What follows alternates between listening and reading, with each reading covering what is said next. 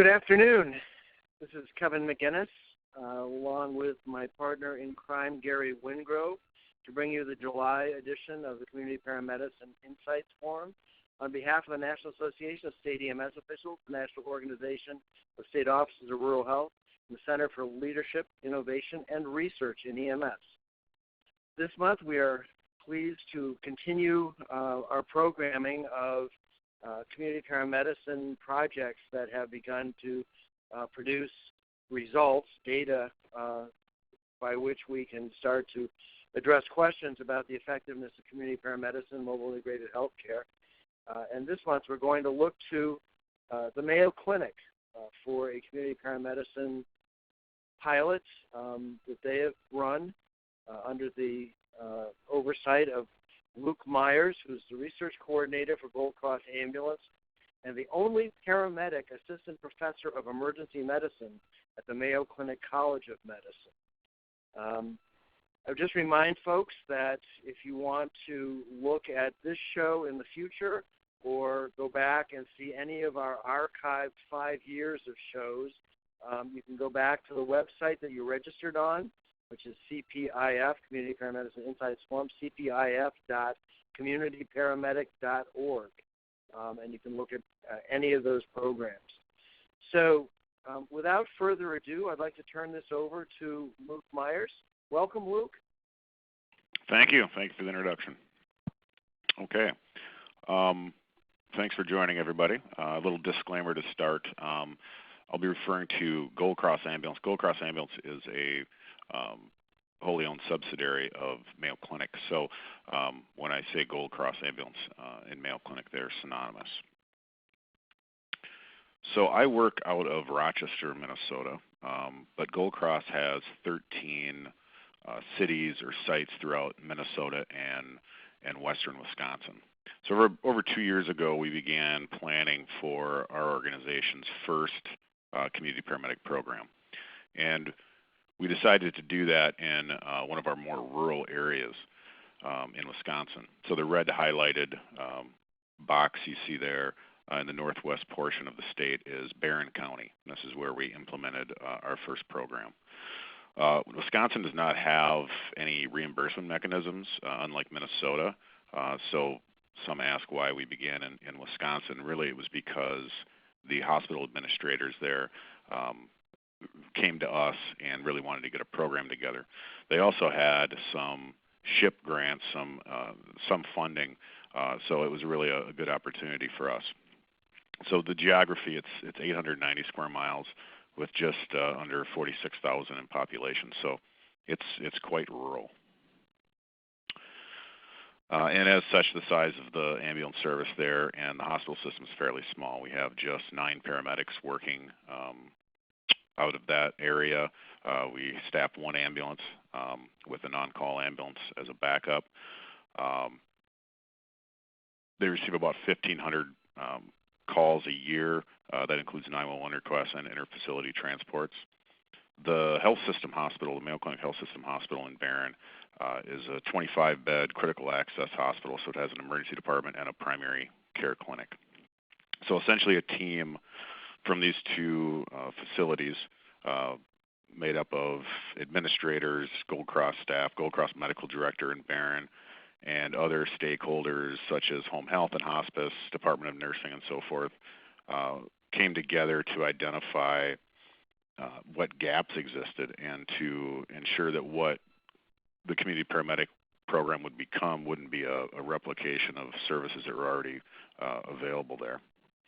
So while we were doing that, 2 paramedics from Gold Cross and Barron were selected and sent to complete the community paramedic training through Hennepin Technical Program, which is a great program in the Twin Cities. It's a distance education course. So frequent users of healthcare resources were our primary target for enrollment. Our medical director first conducted some educational sessions with 6 primary care physicians in Barron, and then later more informal educational sessions with ED providers, hospitalists, and more primary care physicians occurred. So we received referrals from all of those areas. So this is sort of a checklist of what a community paramedic visit looks like in our system. Current history and physical exam, medication compliance, home safety assessment. We use the PEAT scale, which is a categorical scale, which gives you a score, so it makes it easy to gauge improvement or decline over time. They assess for social inhibitors, engagement of family whenever possible. They look for opportunities to engage with other local community resources. Documentation. So in general, EMS often have a separate medical record system from the hospital system, and they rarely talk to each other, and this was the case we had in Barron. Ambulance reports in that system are physically scanned in. It causes delays, and there's no interactivity amongst providers within the system. So we thought it would be the best course of action to have the paramedics actually document, have the community paramedics document within the hospital record itself.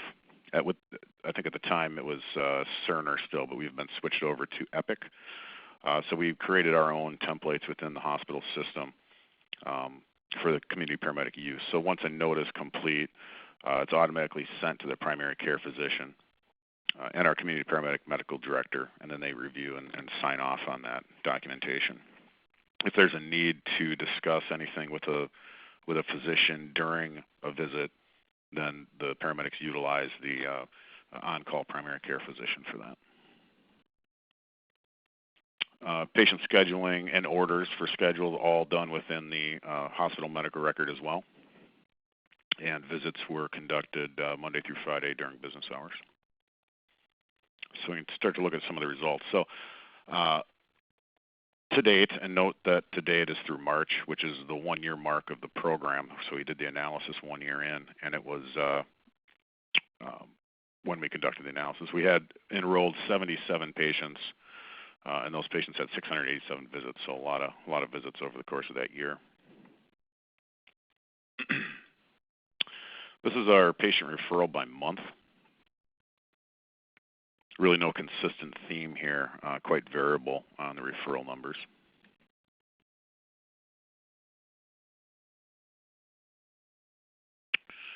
This graph shows the monthly visits and active patients in the program. So the blue bars represent how many visitations occurred in a month, and the orange line represents how many active patients there were in that month. So the last month of our analysis, you can see we had 29 patients and 72 home visits, so that was our busiest month.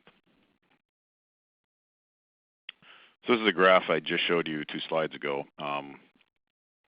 but I added the red line there, which is just to indicate for the analysis that I'm going to show after this slide, we looked just from March through September, and the reason we cut it off in September is because we did a 6 months before, 6 months after analysis, and I'll explain that more in a bit here. So we grouped these patients into one of 2 categories: frequent healthcare utilizers, and the second was high risk for readmission and discharge follow-up, which are really 2 distinct groups. The high risk for readmission was a discharge from a hospitalization, and the physician thought that that patient may have a high likelihood of being readmitted. And the discharge follow-up group is were discharged from the emergency department. So the physician had some concern that the patient might need to come back to the hospital. So I report them separately here, but we group them together because we use the same outcome measures, which are 72-hour and 30-day ED visit and readmission.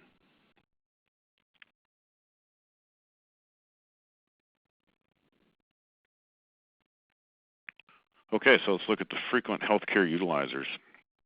So we looked at the primary referral reason and any other reasons documented by the referring physician, and looked at the frequency and utilization of the primary care clinic, the emergency department, and any hospitalizations that occurred 6 months before enrollment into the program, and then again in the 6 months following enrollment into the program.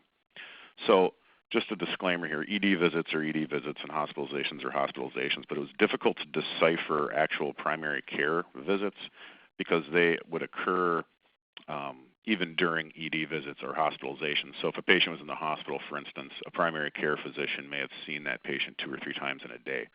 So we use the primary care charges as a surrogate for utilization of the clinic.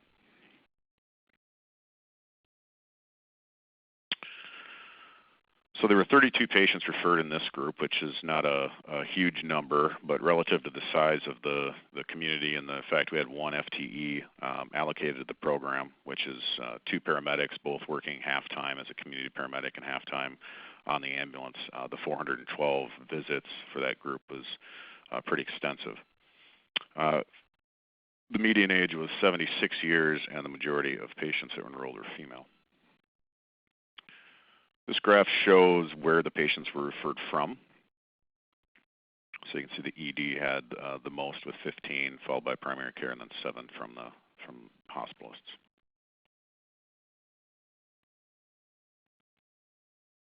So here's a list of the primary reasons for referral. Certainly many patients had more than one issue, but we use these primary reasons just as a means to categorize them. The majority of patients were frequent falls and any injuries sustained from those falls. Just leaving these up a little longer so you can see them. Okay, so these next 2 slides really kind of summarize our findings.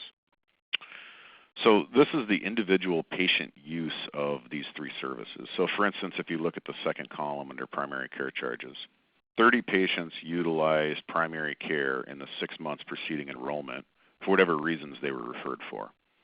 And then after enrollment, in the 6 months following, 14 utilized it. So 16 less patients, or a 53% decrease. There were also 16 patients in the emergency department group that had less visits, and then there were 6 less patients in the hospitalization group, so 59% and 60% respectively.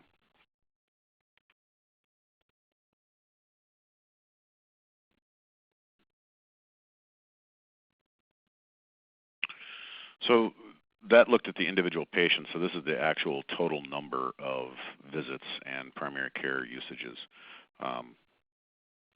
So it's, for instance, if you look at the second column under emergency department visits, there were 60 before, 45 after, so a reduction of 15 visits or 25%. Primary care charges decreased by 40%, but again, those aren't all in-clinic visits, so those numbers appear to be a bit goofy, but we consider them to be a surrogate. So I think what we can glean from that is there was a decrease in utilization, and hospitalizations decreased by over half.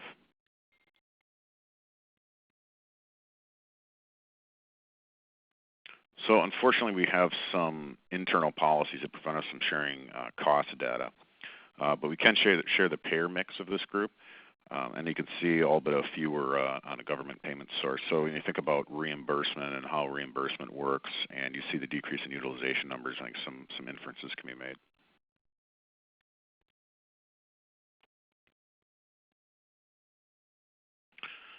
Interestingly, this is an interesting finding. We didn't see any real change in 911 utilization. In fact, we saw a few more 911 calls occur after enrollment. But as we kind of reviewed these cases, it became clear that many patients were trying to seek out their community paramedic and called 911 to try to have them come to their home. So a lot of these ended up being non-transports. Nonetheless, it was fairly interesting to us. Okay, so the high-risk readmission and discharge follow-up groups. This is a really small group. It's 7 patients in the high-risk discharge group. One had a 30-day ED visit and readmission, and among the 4 ED discharges, one had a 30-day readmission. So small numbers here. I don't think we can make any conclusions from. So this is a referral physician survey. And what we did here is we sent this survey, it's an internet-based survey, to all providers that referred at least one patient into the program. Generally positive results. I do want to mention, you can see some in the 80% and 87%. There were 3 options given to the surveyor, or the physician, which was agree with the comment, disagree with the comment, or undecided, and no response had a disagree. So it was either agree or undecided at that point. But generally positive results. We also had comment sections which also revealed very positive feedback for us.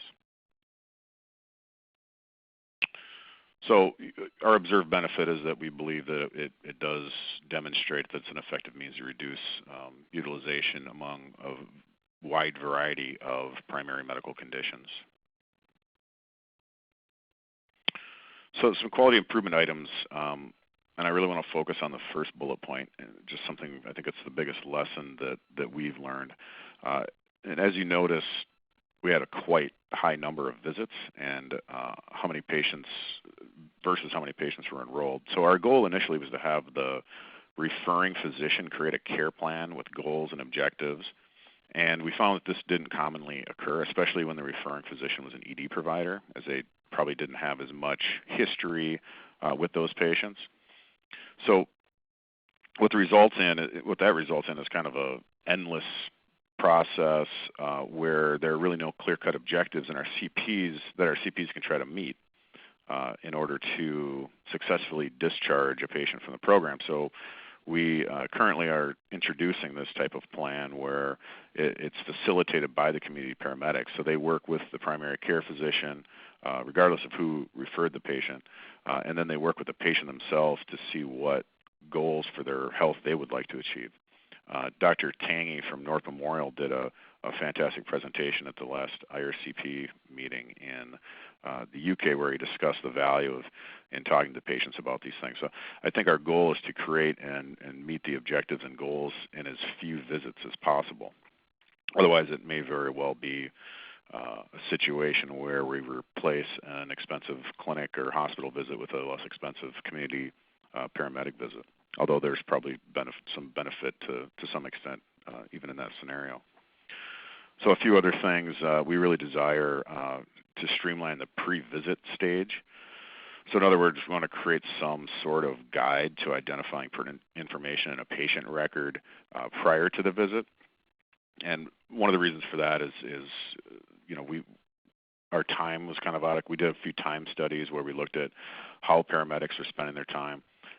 And this seemed to be a extensive part of the job, and I think that if we can create some type of streamlining checklist, it would both save time and frustration on the community paramedics' part.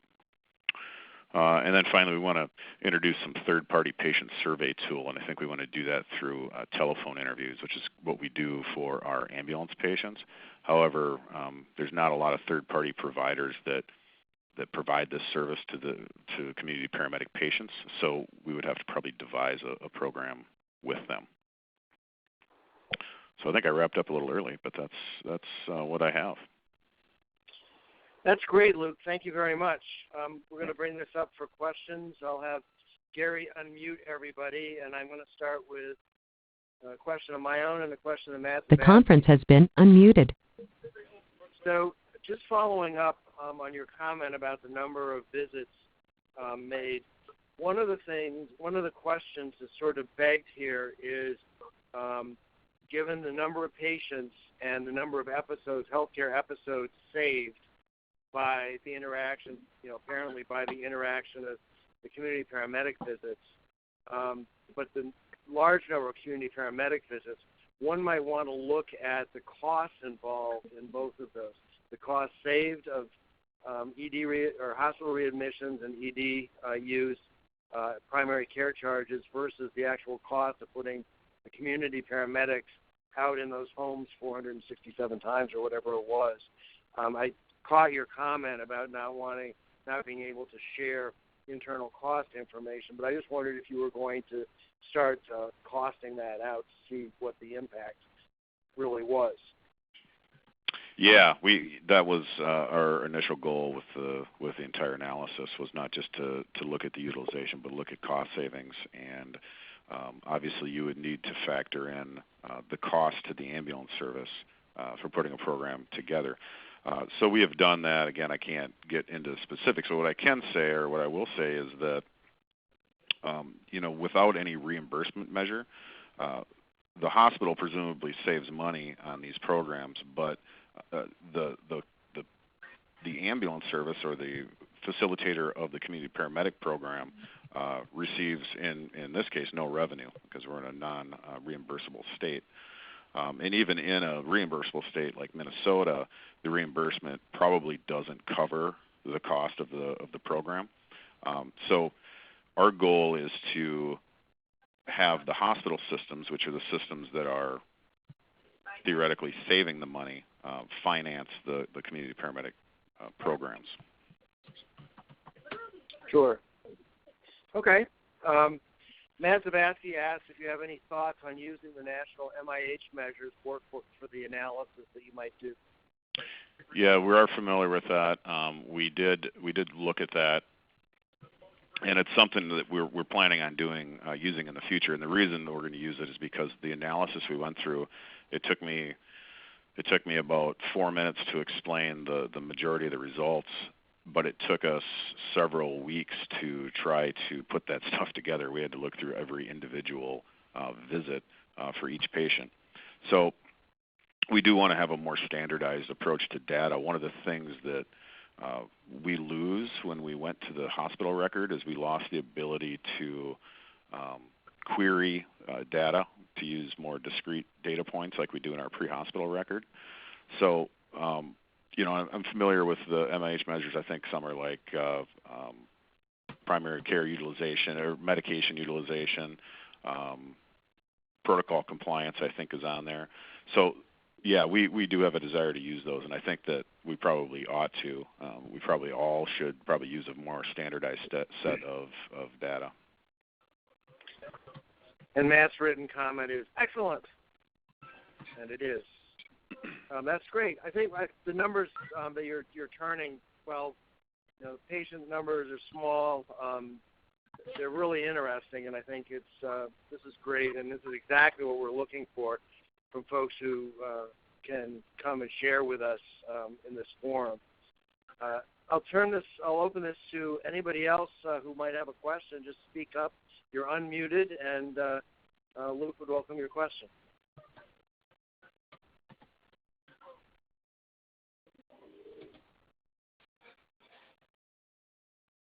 Another quiet EMS audience. I can't believe it.